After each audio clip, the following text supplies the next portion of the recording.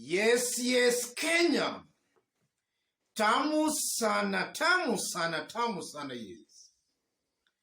It's 4 days remaining to the elections. And political heat is actually being felt.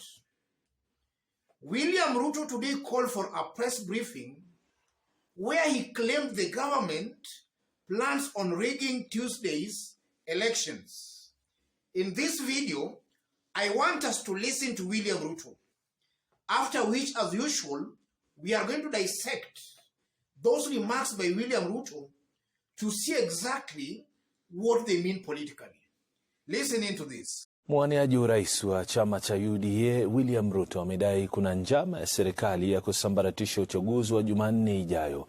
Ruto amewataja maafisa 4 wa serikali akidai wanahusika na njama hiyo. Aidha, Ruto pia amemshutumu Rais Uhuru Kenyatta akidai amekuwa kwenye njama hii na maafisa wakuu wa serikali na usalama humu nchini. Aidha, naibu rais alitoa madai hayo katika mkutano na wanahabari uliofanyika katika makao yake rasmi mtaani Karen, kama anavyotuarifu sasa Chemutai Goi. Naibu rais alikuwa ameandamana na baadhi ya viongozi wa muungano wa Kenya Kwanza kuwasilisha malalamishi kuhusu mikutano aliyodai imepangwa kusambaratisha uchaguzi wa Jumanne. Recently, the president met people in Nakuru, and the outcome of that meeting is not good for our country. Apart from threats to members of my team who are leaders. Ruto akimtaja kamishna wa bonde la Ufa Maalim Mohammed na makamishna Samson Ojwang wa Trans Nzoia, Stephen Kihara wa Uasin Gishu na mwenzao wa Nakuru Erastus Mbui kwa kuhusika na njama hiyo.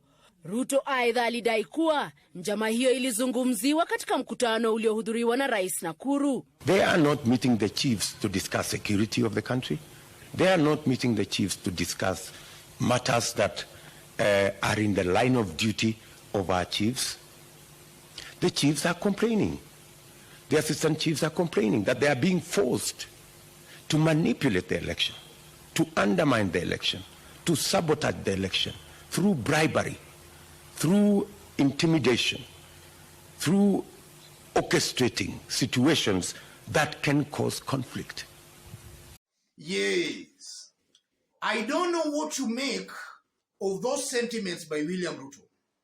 But from where I sit, I'm seeing a man who is clearly panicking. And he's panicking because he knows come Tuesday, he won't be able to win this year's elections. And that is so because if you look at all the parameters, they are all pointing to a William Ruto losing this year's elections. And I'm saying that based on science, statistics, and also based on the real facts on the ground. All surveys and statistics that have all been released are all indicating Raila Odinga on the rise, or rather on the lead. William Ruto actually trailing Raila Odinga.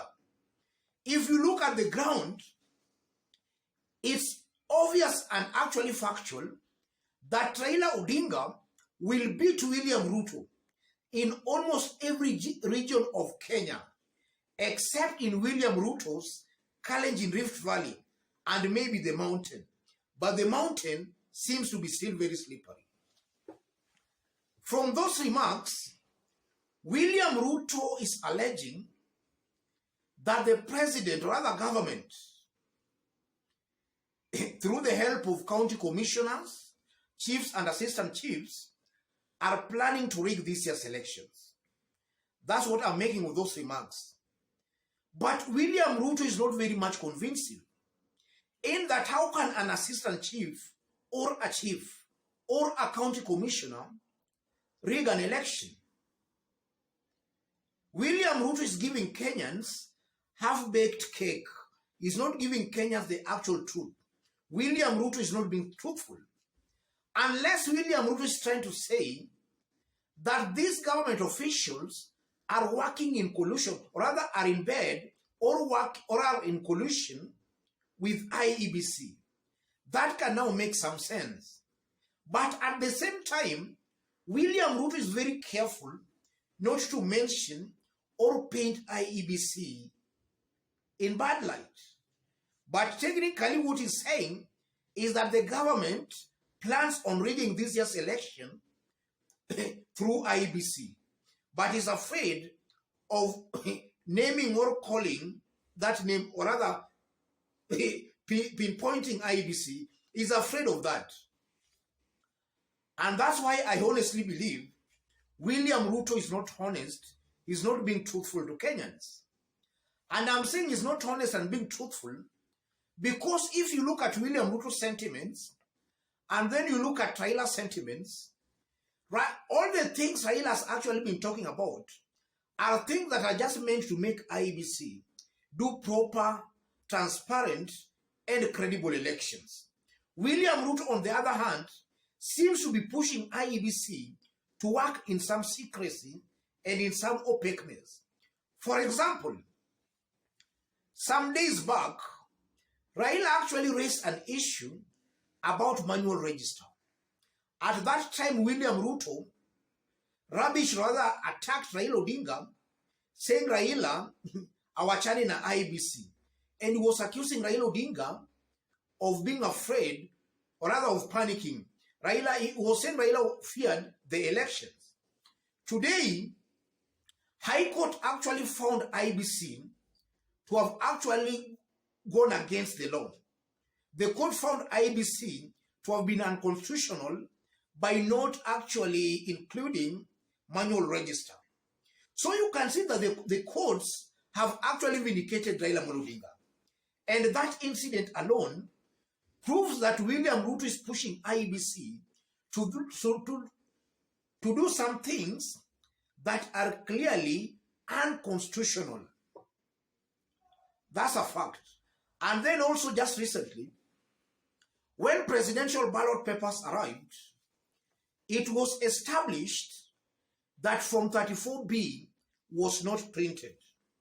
When Raila's team raised those issues, William Ruto again castigated Raila Odinga, only for IEBC to make a U-turn and say that the forms will be printed.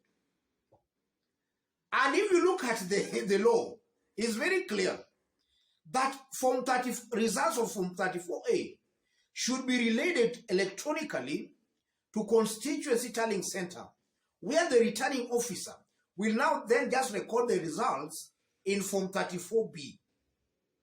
Then he relays them electronically to the National Tallying Center. William Ruto and IEBC never wanted to print Form 34B. So you are seeing clearly that Raila is, the things or other Raila sentiments are actually founded on law. Things that are meant to make IEBC do a credible election. William Ruto, on the other hand, has been pushing IEBC to do things that are completely against the law, completely illegal.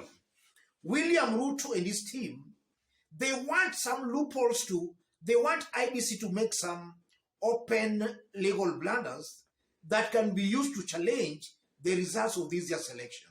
That's what I can say in a nutshell. I'm hearing William Ruto also accusing the government of planning some violence. So, look at the government side and then look at William Ruto. Look on how William Ruto has been talking in the recent days, saying some people want to kill his children. His close associate, the likes of Rigathi Gachagua, also claiming their lives are in danger, and the person who wants to kill them is maybe the president. Such kind of claims, those are clear propaganda. And William Ruto seems to just be playing some kind of reverse psychology here. William Ruto, maybe he plans on causing violence. And I'm saying that because some few days ago, hate leaflets were found in William Ruto's own home county of Uasin Gishu. Some hate leaflets being circulated there. So who is out to cause violence, ladies and gentlemen?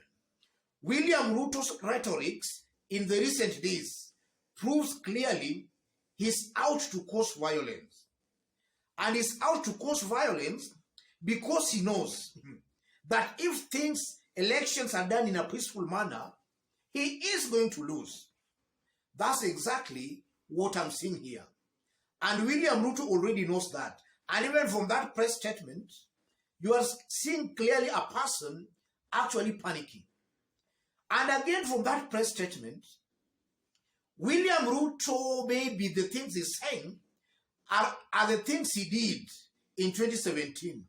So you think that the way he did them in 2017 is maybe the government intends to do, or rather to repeat the same things in 2022. So I'm seeing a guilty man just running scared.